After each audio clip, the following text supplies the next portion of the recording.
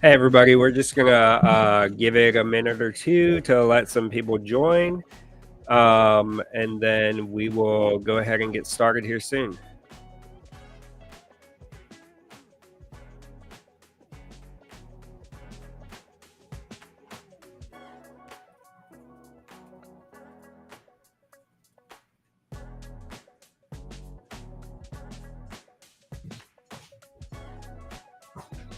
Hello.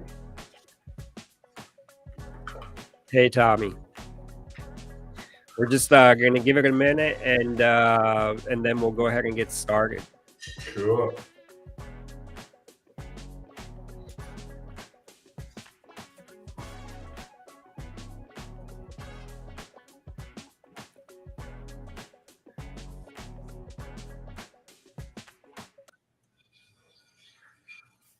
Okay, hey everybody, we're gonna go ahead and get started, and I just wanted to welcome everyone to our first AI Lunch and Learn, and this is gonna be an interview series. But I'm gonna go ahead and introduce myself. I'm Cole Freeman, a developer advocate at Mage, and today we're going to explore how AI is transforming data engineering with someone who's not just talking about it, but actually building it.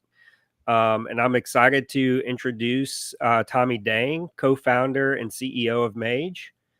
Tommy and the team here at Mage have been at the forefront of integrating AI directly into their data engineering workflows. And they've recently launched an AI sidekick, which is changing how data engineers write and optimize their data pipelines. So over the next 30 minutes, we'll explore Tommy's journey from engineer to founder, dig into the practical AI tools our team's using here at Mage, and get an inside look at how we're building AI features that actually work in production. So we'll wrap up we'll wrap up with a live demo of our AI sidekick and some questions from the audience. Just so you're aware, we do know that there's a lag between what's showing on LinkedIn and YouTube. So if you have questions, go ahead and type them into the chat as soon as possible. That way we can answer them before ending the live session. But Tommy, let's go ahead and get started. How are you today? Doing good. Doing good. Nice warm day. Excited to chat about this. Yeah, it's lunchtime for you, so more like early afternoon here for me. But can you start by telling us about your background and what led you to co-found Mage?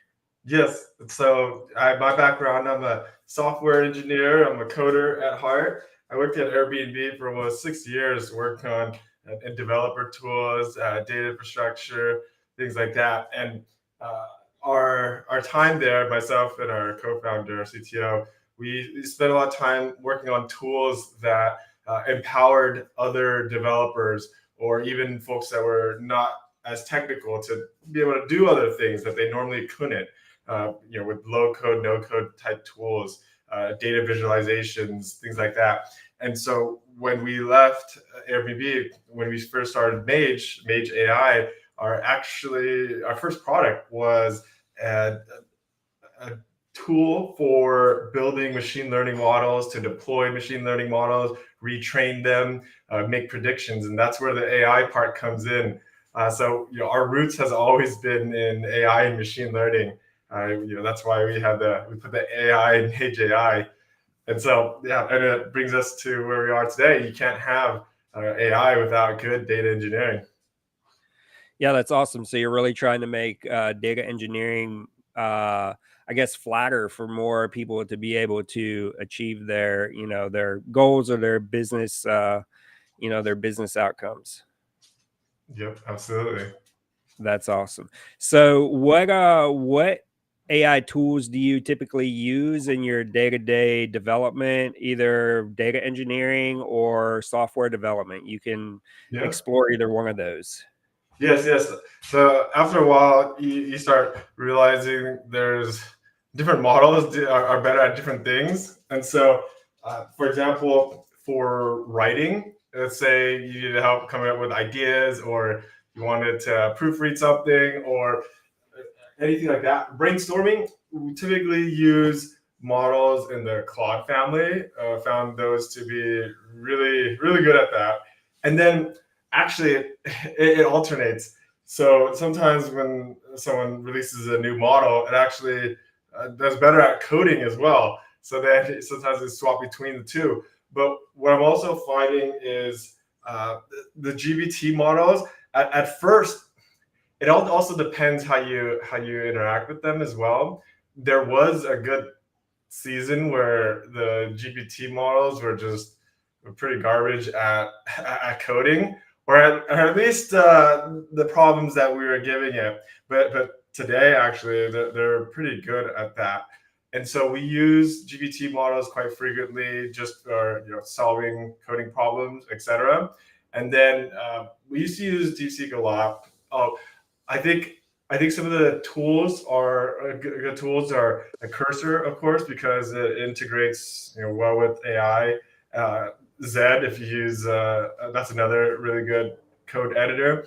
Also, Perplexity is great for really deep research and live research. It's like a brag on steroids. And then if you want just really quick, fast answers, pop open ChatGPT, because sometimes you don't need to do RAG to do some quick calculation for something, or a quick spell check, or a quick bullet points for something. And so that's where ChatGPT comes into play really quickly. Yeah, definitely. There's it's almost seems like there's this battle of the AI models out there. It's like one week Claude's on top, the next week it's GPT, the week after that it's Gemini, and DeepSeek like hit the news 3 months ago, 4 months ago, as being the best. And so it seems like there's this huge battle out there. Yeah, but it's good for the consumer. The more options there are, it's definitely better for us. And it's funny, they all have their own different personalities. Yeah, definitely. So what's been the biggest surprise, either positive or negative, about, integrating AI into your development process? The biggest surprise is when the electricity goes out or the internet goes out, you're practically you can't function. I say that jokingly and half seriously. You get to a point where you just rely on it so much that after, if you don't have it around to use, you forget how to spell, you forget how to read or think. These are extremes, but it's a give and take. How much do you want AI to do for you? The more agency you give over to it, the more it can help you. It'll help you, write all your messages, or to come up with ideas for you, fix your code for you, all of that. But then, as soon as you don't have access to it, you just kind of forget how you used to do it back in the day. So I would say, the surprise is the level of dependency you grow on it. But if it's here to stay, it makes a huge difference. Definitely. Yeah, definitely. I think it's a challenge to, like, how much do you depend on it? And finding that happy medium, what you should be using it for to help you or assist you, and what you should be kind of doing on your own. Yes. So actually, to that point, it takes a long time. It took a long time, but I remember. Actually, I just thought of it. The problem with AI, the pro and the con is you can literally do anything with it. Like, you feel like you're a superhuman. You're an expert at everything in a single keystroke. And with AI, you feel like you can solve any problem, right? And so you'll be working on something, and the way, let's say you want to build something, and so you're talking to the model, it's giving you potential solutions, you're implementing it, it's like working pretty decently, and then you're 30 minutes in, and you think you're almost done, but you get to a problem, and you just keep going on it, right? But you think you can solve it because the AI is so confident, it's telling you this, it's gonna work, blah blah blah. 4 hours in, you realize, look, we went down the wrong path. But I was so certain that this was going to work because AI, you were helping me the whole time. I'm 4 hours in. I just totally went down the wrong hole. I made the wrong choice, right? So you start learning that, and so that is a balance where it's not going to tell you it's impossible, right? It's not going to tell you, hey, this is not a good idea. It's just going to keep trying and trying. So you got to know when to cut it off. Do you find like you over engineer things if you get too dependent on AI? Like how does that work? Yes, because it'll teach you things you never knew it was possible. And you're like, oh wow, that's awesome. Oh, I didn't know that library allowed that. Oh wow, there's these libraries that then do these. Okay, I'm gonna put all this together. And then again, 4 hours in, oh this never worked to begin with. So yes, you do tend to overengineer because the possibilities are limitless. You're no longer bound to what you know, right? You're bound to what the entire world knows. And so there's a lot more branches and possibilities you can do, and accidentally walk down the wrong path.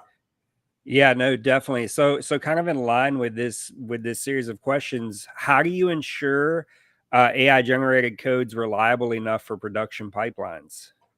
Yes. Okay. So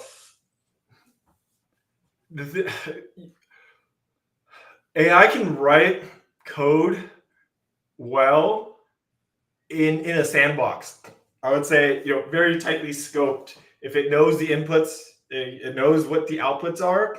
It can do that pretty well.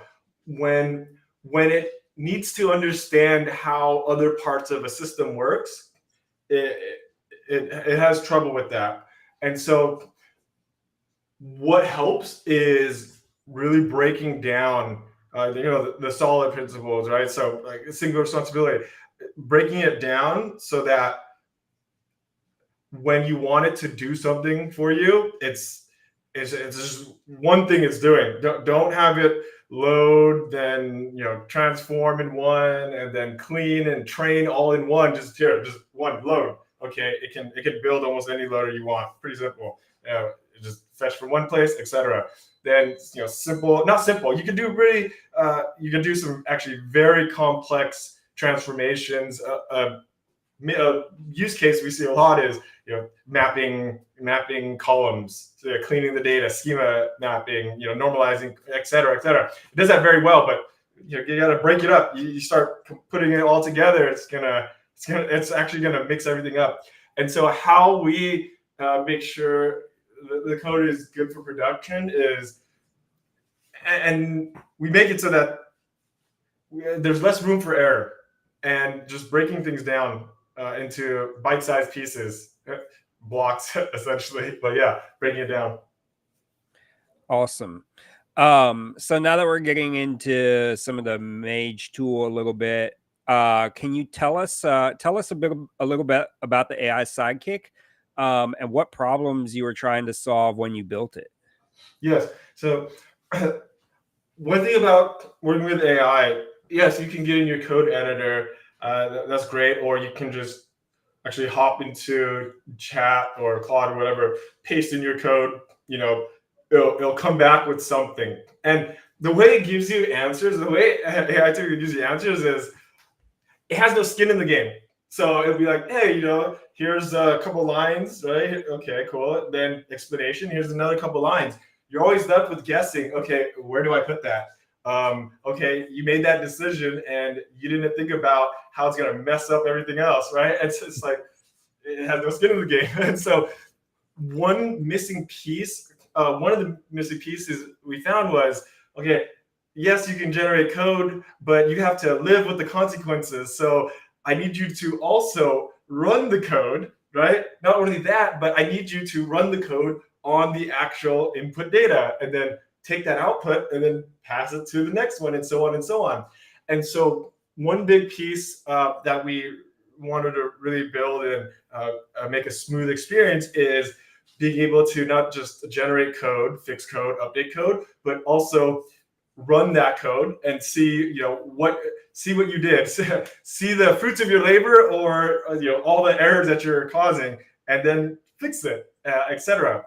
So how we built the sidekick into Mage is it really understands obviously your code, your pipeline, the relationships between everything, and what's unique about data engineering, and we do all types of data engineering, back end, infra, front end, etc. But with data engineering, the inputs and outputs are known at times, but they're not deterministic. They're not finite or constant. And so, the data today could be a different data tomorrow. And so when you have AI build this, sometimes it needs to, it can do better if it understands the data. So how are you going to pass the data to it? Are you going to go download a giant CSV and then upload it to ChatGPT and then hey, do X, Y, Z? And so with Mage, it's all connected. When you build a block, it'll understand. Oh, look, I have to depend on these two. Oh, these two, they return, one returns a Polish data frame, one returns a tuple of dictionaries. Okay, those are my inputs to my function. Okay, so then, oh, this one connects to an exporter. So I got to make sure I return, some sort of data frame or table, etc. So we have all of that connected, and when it generates your code for you, it also will understand the shape of the data as well. Again, you could get around this by copy pasting your output, paste it over here, ask it something, paste the code, put it over there, run it, be like, oh, error, copy error, put it over there. Now with inside of Mage, it's just bam, all there. That's awesome. And so when the features you were trying to build into, looking at how data is passed from one block to another, what your outputs are, and building those features into AI, what were some of the challenges specific to that you experienced while building the Sidekick? Yes, actually, this is perfect because somebody asked a good question about the large data sets, right? That is a challenge. Is okay. You also want to not you have a context window of 1 million if you use the GPTs, like 200,000 if you use quads, etc. You could keep maxing those out, and then it's just going to cost you an arm and a leg. Or actually, you can easily max it out. We easily can max out 1 million input tokens all the time. And so, and it really comes down to the data as well. Is how much data do you feed the model? You just pass it raw, or do you do some pre-processing? So one thing we did to help with this is, let's say you had 1 million rows, 1 billion rows, whatever.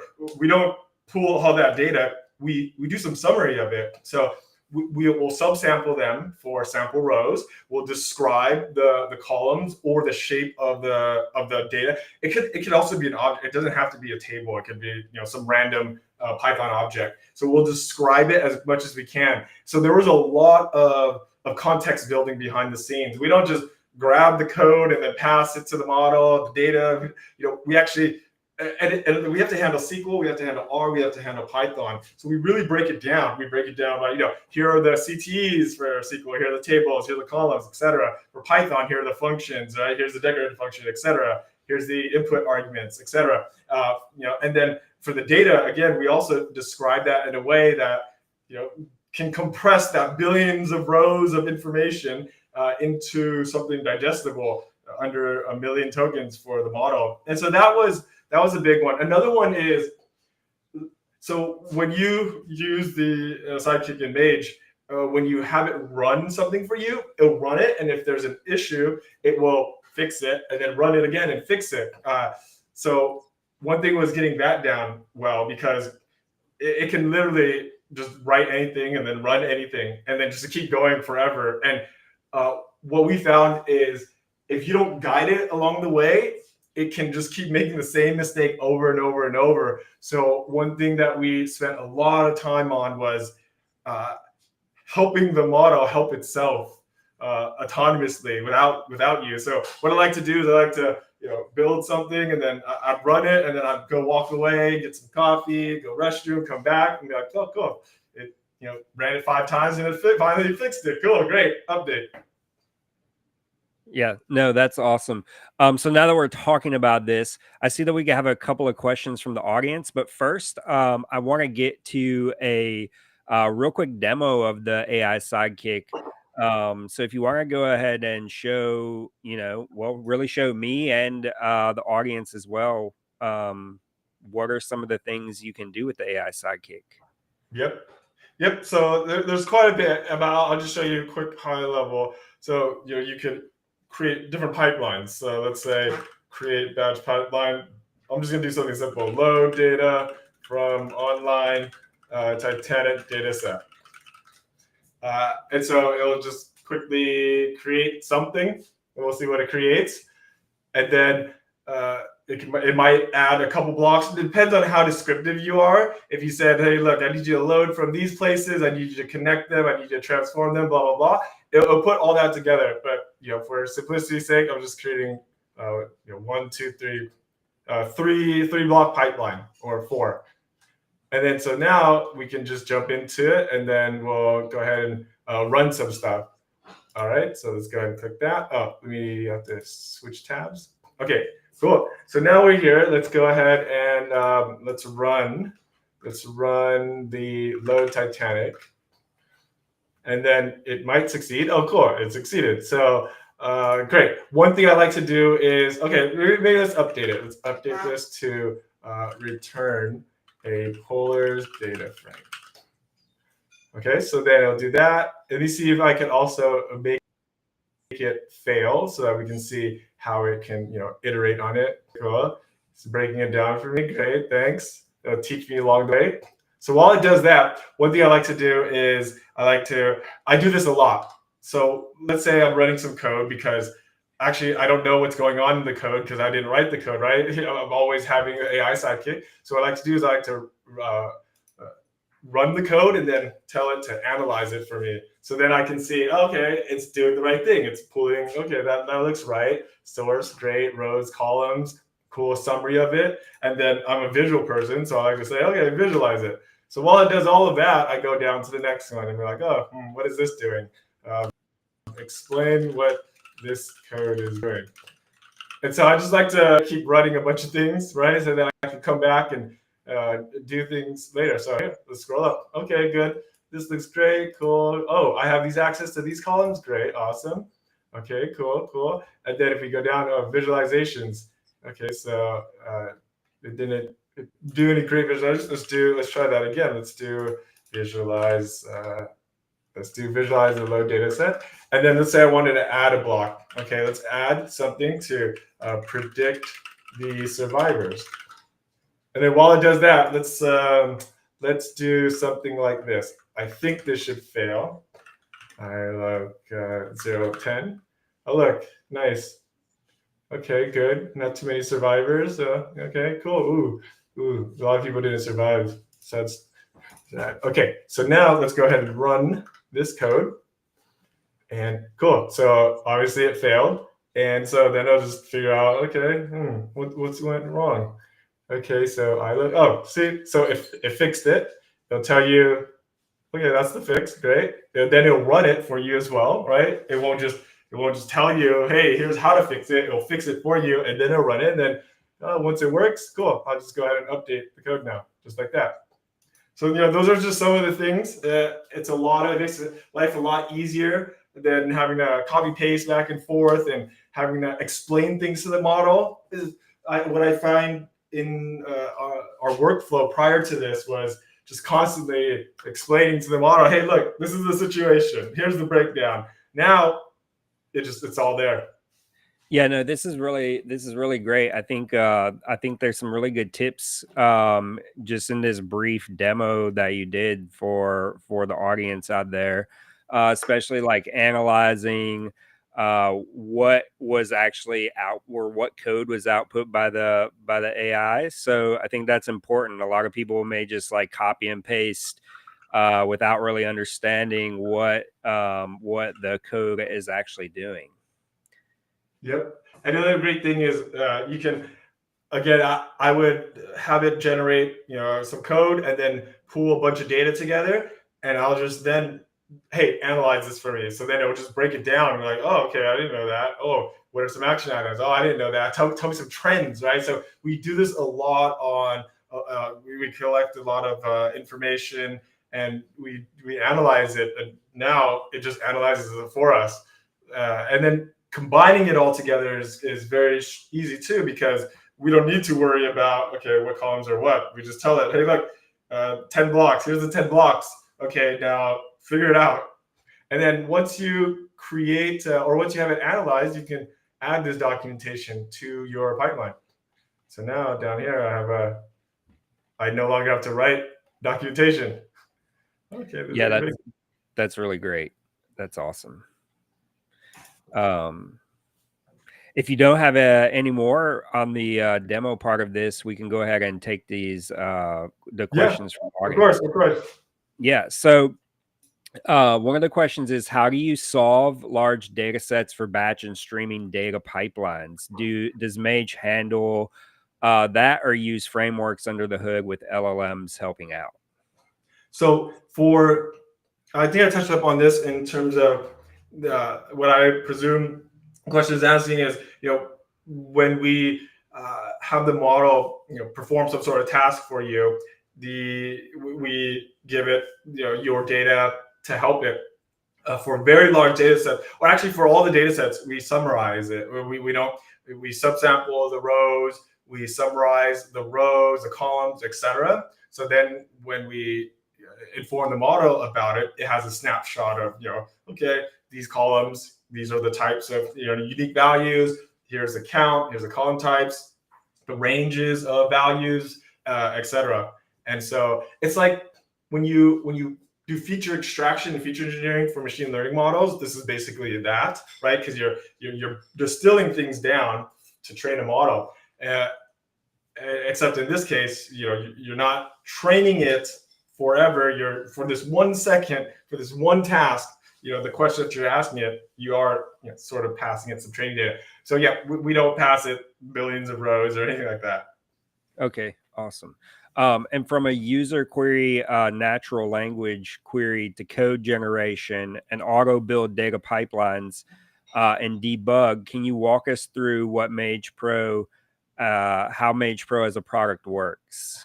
Yeah, so I would say what you do different now is, instead of having to click a couple buttons, and actually this is still useful too, is if you want to use templates and things like that. But now you just pop open the Sidekick and quickly say, look, I need to load data from XYZ, or I want to test on some sample data, go find something. So then it'll just, I like doing this a lot because it'll just come up with, it just knows about sample data sets online. I need to do something for financial data. I said, hey, just grab me some online financial data from different stock markets, right? And it just grabbed it all. So now you just natural language for that. Then once you pop in, if you don't even understand what's going on, sometimes I just say, hey, explain this pipeline to me. Okay, it'll break down. Okay, this needs to go first. This is what's happening. Okay, great. Then I'll just say, okay, run it now. It'll run one of them. Oh, look, it coded it wrong. So we'll fix it.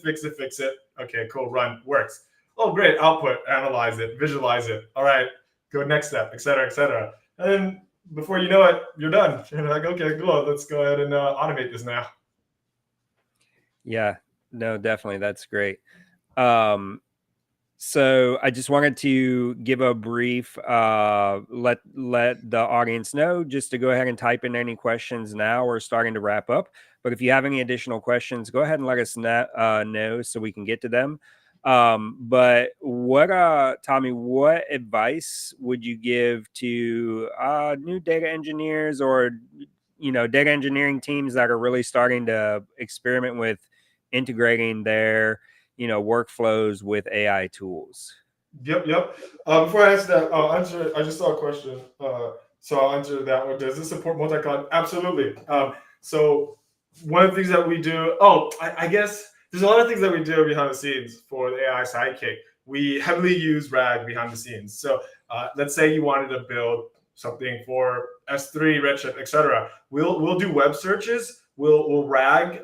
So we RAG technical documents, not only Mage technical documents, but third-party libraries as well. And so you typed in S3, you typed in Redshift, etc. Great, bam, RAG vector search, vector store search for files related to that, or GitHub issues or Stack Overflow issues, things like that, or even web, and then put that all together into context, and then pass it to the model, and then bam, then it'll know, okay, this is how you use S3, this is how you do Redshift, etc., etc. So absolutely, we do support that. Okay, so now, Cole, to your question, my advice is to everybody, and this is the advice I always give. Think about let's say a screwdriver. It's a tool, right? Think about the person that has trained their entire life to use this screwdriver. How good will they be at it? They'll probably be on a scale of 1 to 10. They'll probably be a 10. Okay, let's say you just started using a screwdriver today. What your skill level would be like on that? Probably a 5, right? So the gap between the master, all-time master of a screwdriver and you is not that much. I would say someone who has never utilized AI compared to someone who uses AI on an ongoing basis for the next several years, the difference is going to be, from the here to the moon. And I say this because the more you use AI for just anything, the more you'll use AI for anything because you just start seeing, okay, I can use it for this. I can combine it with this workflow, or I can do X, Y, Z. That just becomes endless, and your brain starts thinking like that. And so I would say, if you don't use it, try dabbling in it. We joke around at Mage right now. It's like when someone asks us when we ask each other a question, you know how you always ask a teammate, hey, what should I do this, or what do you think about this? Now it's like, hey, did you ask AI sidekick? And then let's say we ask that, right? But then what we do is we take what our team wrote, we grab it and we paste it in, and then while they're thinking about what we just said, we then copy and paste that and paste it back. So we're basically answering each other using AI, using our sidekick. It's funny. Yeah, no, it's definitely a useful tool, especially if you're like trying to answer customer questions specifically about Mage, or what certain errors might be limited to how Mage works. So Yes, it's yes. definitely a useful tool. Yeah. So whenever we support customer issues, the first thing I do is I go ask the sidekick, like, "Oh wow, that's a pretty good answer." Oh, I'm like, "Oh, we could do that. I didn't know that." So then I screenshot it and I just share it with our customers. Yeah, no. Tommy, any last or final thoughts where you see like AI heading in the next year or 2 years down the road? Yes. I think where I see where AI is going is being able to more deeply integrated into everything, and you're seeing that already with agents. Before it was AI just sits over here, you got to interact with it, and back and forth, right? Nowadays, that's not enough. It needs to go do something for you, and then just set it and forget it. And so that's what we really focus on as well. And so I would say. With AI, you can do a lot more simultaneously as well. Now you don't have to sit around and wait for it to do something. And so, again, if you're not utilizing AI for just anything, right, I would say start dabbling, start asking it, just tell me something interesting today, right, and then you'll start getting the hang of it. Start utilizing it, and I think it'll just really speed up your your development. Or it doesn't even have to be development, it could be anything, but it'll make a big impact. Yeah, no, definitely. AI definitely has to do something for you. I definitely get to see that as an advantage.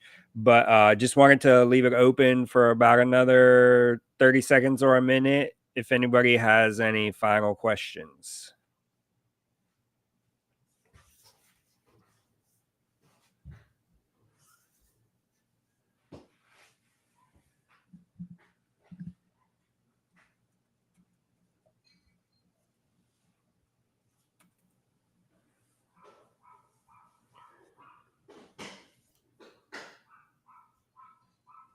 All right. Well, I hope that everybody enjoyed this session.